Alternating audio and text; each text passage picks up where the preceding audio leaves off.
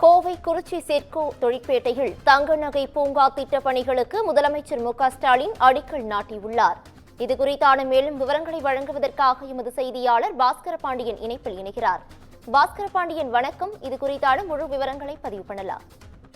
பவித்ரா, பல்வேறு திட்டப் பணிகளை தொடங்கி வைத்தும் முடிவுற்ற திட்டங்களை மக்களுக்கு அர்ப்பணித்தும் தமிழ்நாடு முதலமைச்சர் மு.க.ஸ்டாலின் கோவை மாவட்டத்தில் பல்வேறு திட்டங்களுக்கு இன்று மக்களுக்கு அர்ப்பணித்து வருகிறார். அதன் ஒரு பகுதியாகத்தான் தற்பொழுது கோயம்புத்தூர் மாவட்டத்தில் இருக்கக்கூடிய குறிச்சி சிட்கோ தொழிற்பேட்டையில் குறு சிறு மற்றும் நடுத்தர தொழில் நிறுவனங்கள் துறையின் கீழ் செயல்படக்கூடிய தமிழ்நாடு சிறுதொழில் வளர்ச்சி நிறுவனத்தின் சார்பில் 126 கோடியே 12 லட்சம் ரூபாய் மதிப்பீட்டிலான 5 தளங்களுடன் கூடிய தங்க நகை பூங்காவானது அமைக்கப்பட இருக்கிறது.